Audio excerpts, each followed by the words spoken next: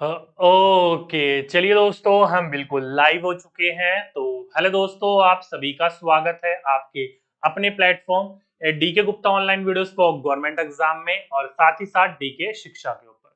तो एक बार जल्दी से जल्दी सभी के सभी बच्चे लाइव आ जाइए और फटाफट मुझे बता दीजिए कि ऑडियो और वीडियो बिल्कुल प्रॉपर है या नहीं है। और आप सभी बच्चों के लिए खुशखबरी है, चाहे वो फर्स्ट ईयर का हो, चाहे उसने अभी एडमिशन लिया ही हो, चाहे वो आपका फर्स्ट सेमेस्टर का हो, हर किसी बच्चे के लिए यहाँ पर कुछ ना कुछ है। आपके सभी सवालों का जवाब आज आपको मिल जाएगा। ठीक है, क्या है वो न्यूज, फटाफट आइए, बस इतना समझ लीजिए, खुशखबरी आप सभी बच्चों के लिए। ठीक है, देन आज की क्लास को हम शुरू करते हैं। आज क्लास नहीं होगी, आप सभी बच्चों के लिए एक छोटा सा अपडेशन है जो कि एनसीईटी के द्वारा किया गया है। ठीक है, फटाफट आइए, देन आज की क्लास को हम शुरू करते हैं। वैसे अब तक तो आपको ये नोटिफिकेशन मिल गया होगा, लेकिन कई बच्चों को यहाँ पर कुछ अभी भी दिक्कतें हैं। जैसे कि सर, हमने अगर पहले किया हो तो हमारे लिए वैलिड है, अगर हम अभी कर रहे हैं तो वैलिड है, अगर हमने अभी एडमिशन लिया है तो वैलिड है। ऐसे करके बहुत सारे बच्चों के मन में सवाल है, उन सभी सवालों को आज हम दूर करेंगे। ठीक है, फटाफट आइए। सब कुछ क्लियर है? हाँ जी, ये बच्चों का सवाल है कि सर प्लीज ये कंफर्म कर दीजिएगा ये यूपी टेट के लिए भी है। ये भी कंफर्म कर देंगे। देखिए दोस्तों, पहली बात आप ये समझिए, यहाँ पर ये नोटिफिकेशन है, ये पूरा का पूरा पीडीएफ है, मैं टेलीग्राम पर अपलोड कर दूंगा, वहां से डाउनलोड कर लीजिएगा। ठीक है, देखा जाए तो ये टेलीग्राम, ये जो नोटिफिकेशन है वो कहीं ऐसा नोटिफिकेशन नहीं है कि किसी ने भी छाप दिया हो। ये राष्ट्रीय अध्यापक शिक्षा परिषद यानी कि एनसीटी के द्वारा दिया गया है, यानी कि एक तरीके से पूरा का पूरा क्या है, वैलिड है और एक अच्छा नोटिफिकेशन है। कहीं आलतू फालतू से नोटिफिकेशन नहीं मिला है। ठीक है, अब नोटिफिकेशन क्या है, पढ़ोगे तो आपको समझ में आ जाएगा। ये बात है कल की रात में 8 साढ़े 8 नोट ये बजे नोटिफिकेशन देखने को मिला था सभी को। ठीक, अब क्या है देखो दोस्तों, यहां पर इसने साफ बोला हुआ है, मैं ले जाता हूं शब्द के ऊपर। ये देखो क्या है, परसुइंग। परसुइंग का मतलब होता है कि बच्चा जो है उसके अंतर्गत अभी है, वो कर रहा है उस चीज को। किसकी बात करी गई है, तो यहां पर बोली गई है उन कैंडिडेटों की जो कि क्या कर रहे हैं, टेट एग्जामिनेशन। क्या कर रहे हैं, टेट एग्जामिनेशन।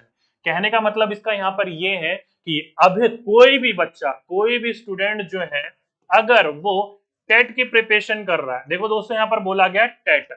टेट का मतलब होता है आपका यूपी टेट भी, सी टेट भी, या फिर एच टेट भी, या फिर ईटीसी, यानी कि जिस नाम से भी जानते हो, वो सारे के सारे एलिजिबल माने जाएंगे। क्या माने जाएंगे, सारे के सारे एलिजिबल माने जाएंगे। यहाँ पर कोई स्पेसिफिक टेट का नाम नहीं दिया हुआ है, टेट एग्जाम का नाम दिया हुआ है। दोस्तों ये कहानी आज की नहीं है, बहुत साल पहले भी उठी हुई कहानी। ये कहानी एक कई बच्चों ने कोर्ट में, हाई कोर्ट में इस चीज को डाला था कि एक बच्चा जो है अभी अभी फर्स्ट ईयर में है, मतलब फर्स्ट सेमेस्टर में है, अभी अभी उसने एग्जाम में बीटीसी बीएड या डीएलएड में उसने एडमिशन लिया है और सीटेट का अप्लाई उसने कर दिया है, और वो पहले सेमेस्टर में होने के बावजूद भी वो सीटेट के एग्जाम को दे रहा है और पास भी कर रहा है। तो यार सीधी सीधी सी बात है ना, वो बच्चा जो है ज्यादा प्रतिभाशाली है, फर्स्ट ईयर में है और उसको सारी जानकारी है सीटेट की, आराम से क्वालिफाई कर जाता है। यहाँ बच्चे 2-2 साल 3-3 साल कोर्स कंप्लीट करने के बावजूद भी नहीं कर पाते। वो बच्चा अभी एडमिशन ही ले रहा है फर्स्ट ईयर में, और फर्स्ट ईयर में रहकर उसने सीटेट क्वालिफाई करा है, तो आप उसको वैलिड मानो ना, क्योंकि बच्चा वो अपने समय से, अपने सब्जेक्ट से ज्यादा होशियार है। सीटेट तो ये यही कहता है ना कि सीटेट अगर आप पास आउट हो तो आप टीचर बनने योग्य हो। तो फर्स्ट ईयर में रहने के बावजूद बच्चे ने सीटेट पास कर लिया है, कोई भी टेट पास कर लिया है, तो मतलब बच्चे के अंदर प्रतिभा है।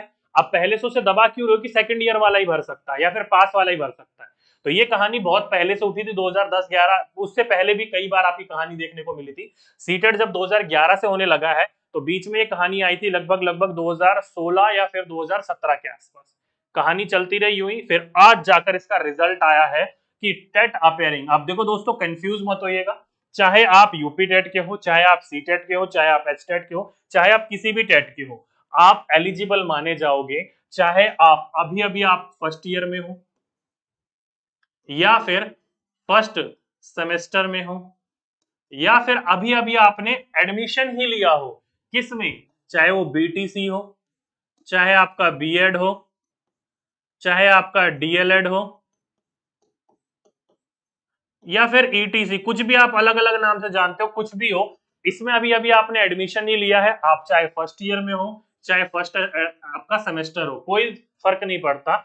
आप कोई सा भी टेट दे सकते हो इनमें से, क्या है, कोई सा भी टेट दे सकते हो और टेट वो आपका एलिजिबल माना जाएगा। क्या माना जाएगा?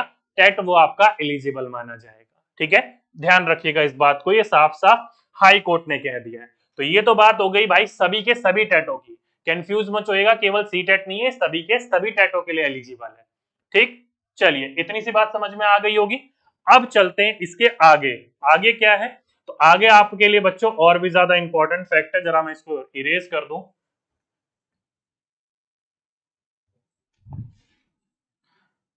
अब वो फैक्ट क्या है? देखिए, परसोइंग की तो बात होगी, देखो दोबारा यहाँ पर इसने परसोइंग कह रहा है, कोई दिक्कत वाली बात नहीं है, हर कोई बच्चा एलिजिबल है एनसीटी की गाइडलाइंस के अनुसार, कोई सा भी टेट एग्जाम हो, कोई दिक्कत वाली बात नहीं है। ठीक है, ओके, ये पेज अधूरा है।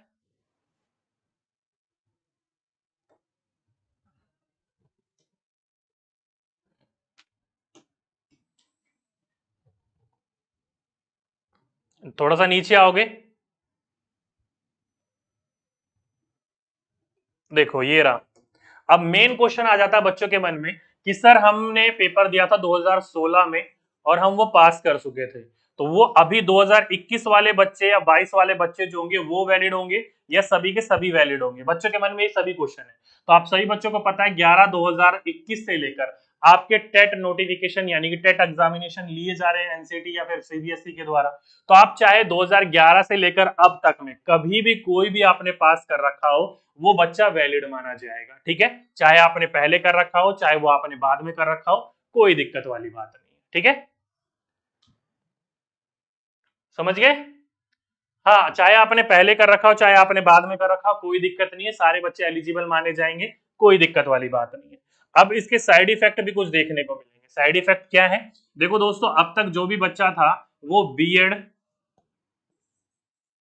या फिर बीटीसी या फिर डीएलएड या डीएड बोल लो, कुछ भी बोल लो, इनको करने के बाद या फिर इसमें सेकंड ईयर में होता था यानी कि फाइनल ईयर में होता था, और उसके बाद बच्चा जो है वो सी टेट या फिर कोई भी अनदर टेट भरता था। लेकिन अब क्या होगा?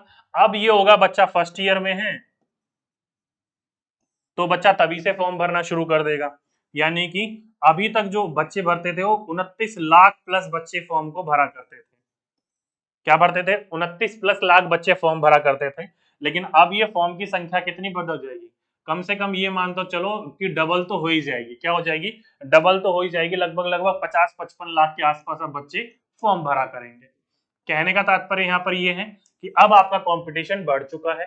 केवल पहले 29 लाख से बच्चों का था, अब जो है अब 50 से 55 लाख से आपका कंपटीशन होगा। लेकिन ये बात ध्यान रखिएगा दोस्तों, अगर कोई बच्चा अभी फर्स्ट ईयर में है, ठीक है, इसने सीटेट को क्वालिफाई कर लिया, अगले साल आ गया आपका केवीएस एनवीएस या कुछ भी एग्जाम आ गया, आपने उसको भी भर दिया और आप उसमें भी पास हो गए, और अभी आप बीएड में सेकंड ईयर में हो यानी कि फाइनल ईयर में, तो इसका कहने का मतलब ये नहीं है कि आपको जॉब मिल जाएगी। ध्यान रखिएगा, इसका कहने का मतलब ये नहीं कि आपको जॉब मिल जाएगी। ठीक है, क्यों? क्योंकि ध्यान रखिएगा, बीएड वाले जो बच्चे होते हैं ना, वो पास होने चाहिए। क्या होने चाहिए? पास होने चाहिए नौकरी के लिए। एलिजिबल वाले बच्चे नौकरी नहीं लेते हैं, पास होने चाहिए। सीटेट में एलिजिबल माने जाओगे, लेकिन KVS D triple S B में पास होने चाहिए। परसोइंग या अपेयरिंग वाले बच्चे नहीं फॉर्म भर सकते। ठीक है, इस बात को ध्यान रखिएगा। ठीक, ये अच्छी खबर है कि बच्चे भर सकते हैं, चाहे फर्स्ट सेमेस्टर में हो या फर्स्ट ईयर में हो, कोई दिक्कत वाली बात नहीं है। लेकिन अगर फॉर्म आ गया KVS D triple S B का, जो कि आना ही आना है, अगर आप उसमें भरोगे तो ये नहीं कहोगे कि मुझे जॉब ही दे दो। आप अभी बीएड के सेकंड ईयर में ही हो और अभी आपको जॉब पास करने के बाद मिलेगी, ये कंफर्म नहीं। ठीक है, बिल्कुल। कंपटीशन तो एसटेट में होगा, सीटेट में कैसे कंपटीशन? ये बात बिल्कुल ठीक है, मैंने वही बोला कि सीटेट पास हो लेकिन आगे जाके एसटेट केवीएस ये वगैरह फॉर्म भरे जाएंगे? नहीं भरे जाएंगे। ठीक है, ध्यान रखिएगा। ये करने का मेन मेन मकसद यहाँ पर साफ ही समझ में आ रहा है यार दोस्तों, कि अब से जो सीटेट होगा ना, एक साल में एक ही बार होगा। साफ पता लग रहा है, एक साल में सीटेट अब से एक ही बार हुआ करेगा। ठीक, इसलिए ये आपको दिया गया था। उम्मीद करता हूँ ये सारी की सारी चीजें समझ में आ गई होंगी, कोई दिक्कत वाली बात नहीं है। ये नोटिफिकेशन कल रात में देखने को मिल गया था। कुछ सवाल बच्चों के आ रहे थे कि सर ये केवल सीटेट के लिए या सभी के लिए, तो सभी बच्चों को जवाब मिल गया सभी टेट एग्जाम्स के लिए, किसी भी नाम से जानते हो, ठीक। टेट में एलिजिबल हो ध्यान रखिएगा, लेकिन आगे जाके फॉर्म भरोगे केवीएस जेईई और प्लस बी के लिए, उसमें एलिजिबल नहीं माने जाओगे, ध्यान रखिएगा इस बात को, ठीक है। सर सरकार अपना खजाना भरेगा, अरे डियर वो कुछ भी भरे वो अलग बात है, लेकिन दोनों तरफ का फायदा है, यहाँ पर विन विन सिचुएशन है, बच्चा आराम से आपको साल 1.5 साल मिलता है आगे वाले फॉर्म को तैयार करने के लिए। ओके चलिए सभी बच्चे समझ गए। बाकी ये जो नोटिफिकेशन है ये पूरा का पूरा नोटिफिकेशन मैं आपको टेलीग्राम पर डलवा दूंगा, वहां से आप डाउनलोड कर लीजिएगा। ये कब से वैलिड होगा डियर, ये वैलिड ही वैलिड है, टेंशन ना लो, अब वैलिड ही वैलिड है ये।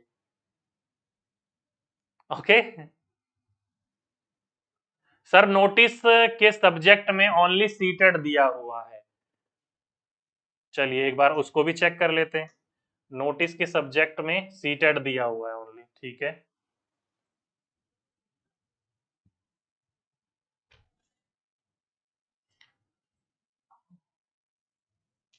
चलिए